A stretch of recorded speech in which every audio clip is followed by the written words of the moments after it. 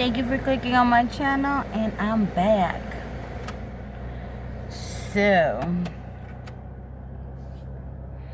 I know I talked about yesterday my jail experience, but today I'm going to talk about some of the things I heard. So, there was one story where okay, so there was a school shooting.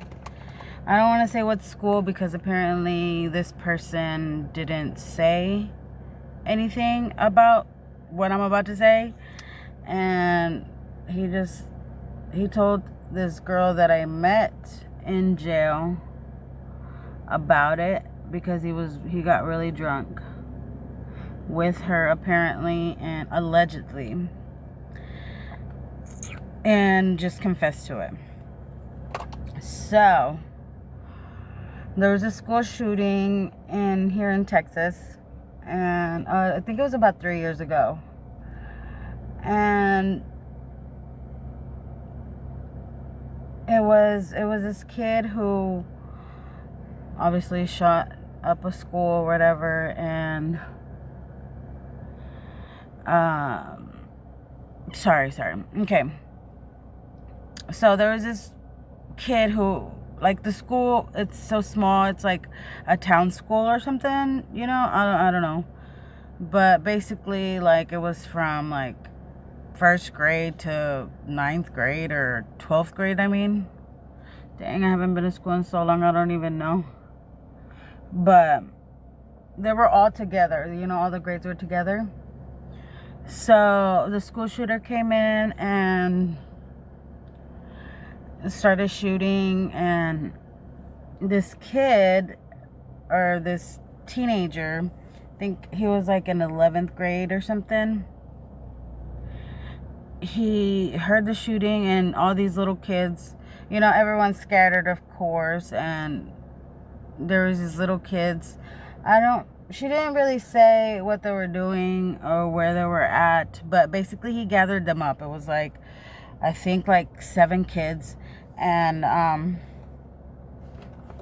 the school shooting was happening or whatever, and he put them in a locker room or a room, but basically they were also scared. There were kids from like, I think he said they were like 6 years old, 7 or something. So they're little babies, you know. And the guy put him into a room, let's say a classroom, right? And no, I think it was a closet, because she said that it was really dark in there. He says that it was really dark in there, and that he could remember hearing the shootings, and the kids were so scared they tried calling their moms, their parents, and the guy actually had to tell them, turn off your phones, because if he hears us, he's gonna kill us. And he made them turn off the phone, and they all turned off their phone. And so apparently they were in there for a while, enough to where he's like, okay, you guys stay here and I'm gonna go check and see if the coast is clear, or however you say it. So he goes, and the thing that he didn't tell anybody was that even after 3 years, well, I guess he wouldn't know, right? I mean, that this was gonna be like haunting for him. But he says that he remembers walking and hearing the sound of the blood sticking to his feet, and how it would, like, I mean, we could all imagine how that would sound, you know? And that it's still like he has nightmares about that moment, and that feeling, or that hearing feeling, or whatever, you know? And he was crying. and that he's never been through anything so tough in his life. But yeah, he did save those kids. And that was one of the stories. And then, well, because, you know, I told her I like stories, that this is what I like to do. I like to listen to, you know, so she started telling me these things. So she said about last year, like apparently this just happened a couple of months ago, or like a year ago, I'm sorry. Because she says that last year, or was it a couple of months ago? I don't know. Sorry, I'm not really a good storyteller, but it was a couple of months ago, I guess, because this is another girl that just lives in jail. And she was in the same cell as this one girl that she had a daughter that was, I don't know how many months old. I think she was like 8 months old.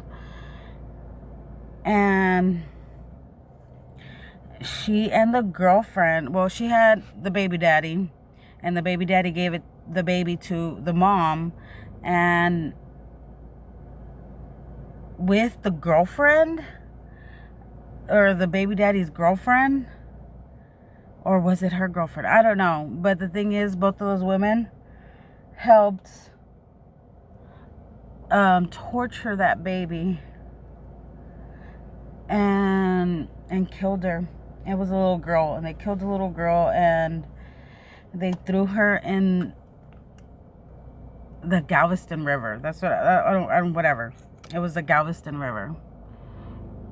And she was like, because she was friends with her, right? She was like talking to her, because, you know, nobody really knows unless you ask like the guard, or you're friends with the guard or whatever. So she was talking to this girl, and then she come to find out she did that to her daughter. And she was like, I have a baby. She's like, I'm a bad mother, but, you know, I'm not that bad of a mother where I would kill my baby. And so she had to stop talking to her because everyone wanted to, you know. And apparently even the guards,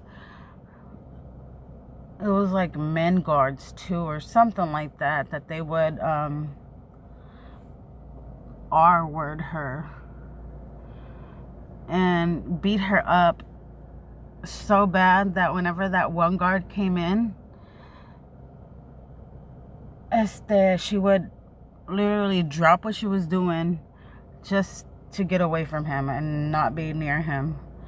So who knows what he did to her, you know, for her to be that scared. She's like, my friend that was telling me the story, she's like, I don't think it was right for him to do whatever it is he did to hurt her, but I can't blame him, you know, because if he has the power here and he can hurt her, you know, I don't know. She asked for it, hurting that baby like that, like innocent baby that couldn't do anything. And so, yeah, basically they had to put her like alone or something like that. Or I think trial wasn't over, and then they were going to figure out what they were going to do or something like that. So that was one story. Then one of my cellies, she was a cute little petite girl. She actually had,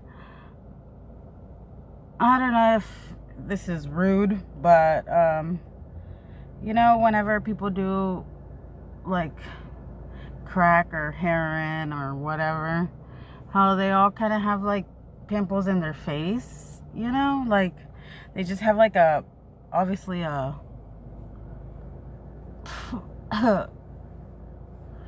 they have like a certain face that happens after doing those drugs, you know.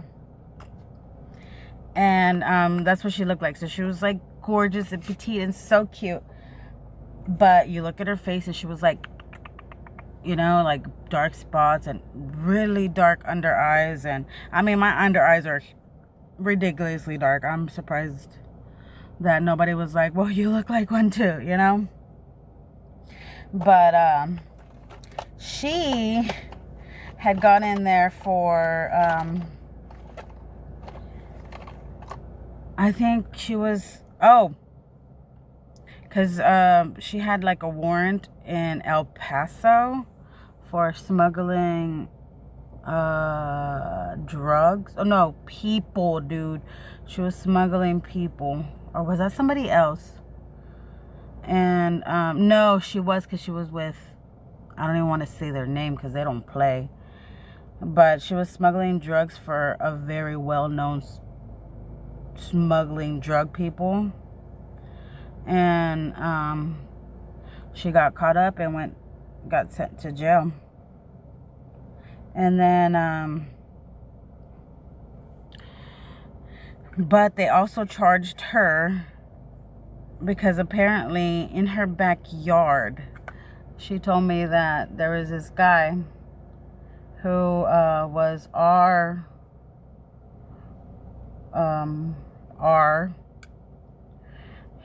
niece, or her boyfriend's niece, and together they slit his throat and killed him and buried him in the backyard.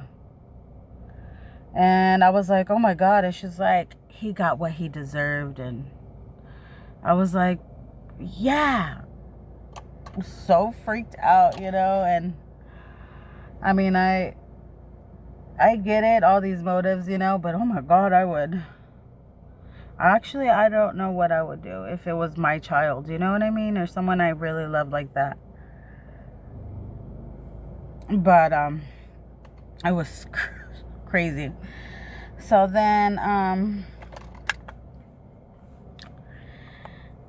they charged her for that because she said that she got taken out of her house, and that her mom's like, please, honey, just tell them. I mean, she didn't say honey, she said her name, but you know, she's like, please, honey, just tell them what you have in the backyard before they find out and you'll get it worse.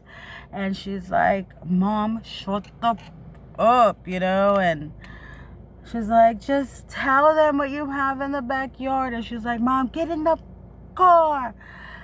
And of course, the cops heard all of that. So they checked in the backyard and they found that guy's body. Oh my God.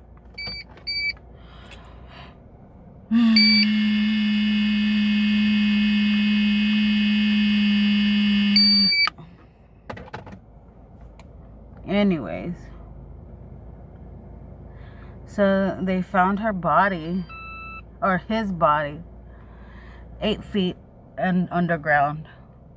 And they her boyfriend gave himself up or whatever, and he got life in prison, and she was getting 25 years or more. So she was all like, man, if it wasn't for this, you know, getting caught up and blah blah blah, she's like, I wouldn't be in this situation. I was like, oh my God. They're like, what happened to you? And I was like, well, I didn't kill nobody, but I was playing with I was trying to turn off my dildo, and cops pulled me over. Turns out I was drunk, you know, like, but that's it. And so that's how I made friends with some of the girls in the first jail. The second jail, oh my gosh. Tell me why there was a bunch of girls, pretty girls that, well, most of the girls, and a couple of girls that were actually really pretty for meth heads. sorry. But they would get beat up by their boyfriend. There was this one girl who I looked up to her so much. And I told her, well, I didn't look up to her, right? But I just thought she was so pretty. And I was like, of course I told her, right? I mean, every woman loves confidence. So I told her. Sorry. I told her, I was like, I think you're so pretty and blah, blah, blah. So, you know, whatever. We ended up becoming friends because who don't like a compliment, you know? And she ended up telling me that she made Leanne touch her right here. Apparently her boyfriend punched her so hard he broke the eye socket. And she literally had like no nose. Like, you see how this girl was like on her nose. I was like, oh my God. And then Leanne goes, how did that happen? He's like, girl, or she was like, girl, just one punch. I was like, oh my God, you still make a joke out about it. I kind of like you, but girl, you're dumb. And so, yeah, and that was her. And pobrecita, I felt so bad. And she's terrible because she would still call that same boyfriend, that same abusive boyfriend, and be like, oh baby, I'm so sorry, I didn't think I was gonna be, because she's going to jail for 3 years. I mean, 3 years isn't that long, but my brother was in prison for 3 years, and it felt like an eternity. So I could just imagine. And she was obviously very upset about it. And she, like I said, she would call him and be like, I'm so sorry, you know, and I love you. Don't ever forget that I love you. And I was like, girl, this is the same guy that beats you because he loves you. Like, that is not love. And I tried to explain, but a lot of these girls did not want to like tell on their boyfriend for beating him up. And the same girl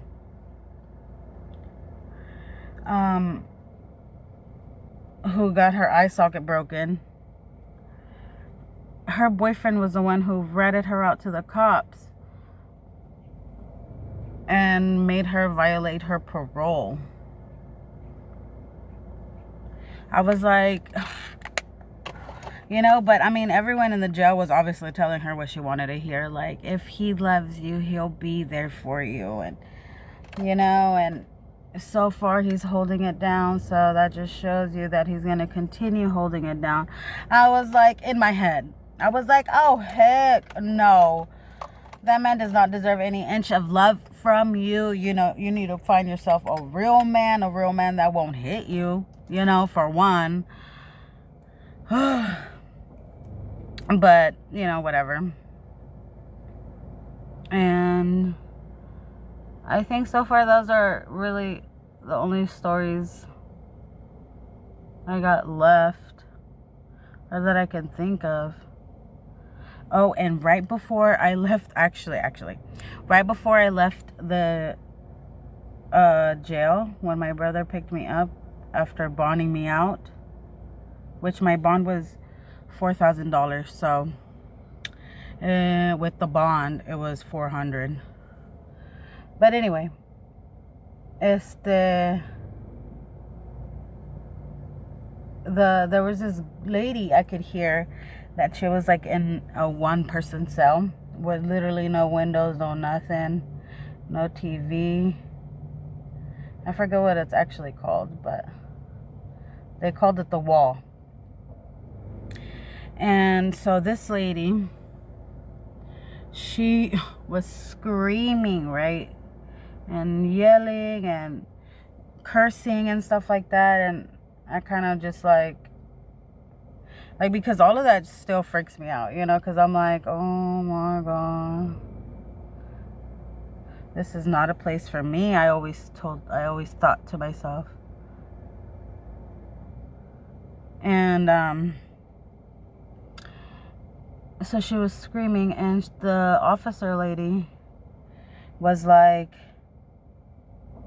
you know, not everyone is bad here. And I get that, you know, and like her, like the lady you hear screaming, she's like, she's been in and out of this jail her whole life since she was little. She says that her mom used to sell her to older men to get money, and her mom was also a fiend. So, you know, that's basically how she lived her entire life, and she's like in her 20s. So she basically kind of just got out of the situation with her mom from, you know, because like I don't know, she said that she never could run away, that her mom would just keep her in the house and sell her. So once she got old enough to know how to run away, she left and never came back, and she's been living on the streets her whole life and basically living in jail her whole life. I was like, oh my goodness. But anyway. Oh, also, I didn't see my probation officer yesterday because she canceled on me and said that she's going to have to reschedule due to her having to be in court yesterday. I was like, alright. But, yeah, so I don't know when I'm going to get rescheduled again. But anyways, with that being said, I'm going to cut this short. I'm probably on 30 minutes. It's 21. Whatever. But anyway. Oh, myself. I've been getting myself nerves. I'm going to finish up and go to work. I'm trying to go in early because I don't have my Mrs. Helper. And I get no help, and not that I'm new at this, you know, but I feel a little rusty. So I'm trying to go in early so I can get a head start with no problems. Alright, I'm actually stalling to do my mascara, but I think she's done. You got it, girl. You got it. Okay. Hasta la vista, babies. I hope everyone has a blessed day. I hope I have a blessed day. Because Lord knows I need it. I need one every day. And I'm sure some people do too, but yeah, have a blessed one. Here I am still stalling. Hasta la vista, babies. Bye.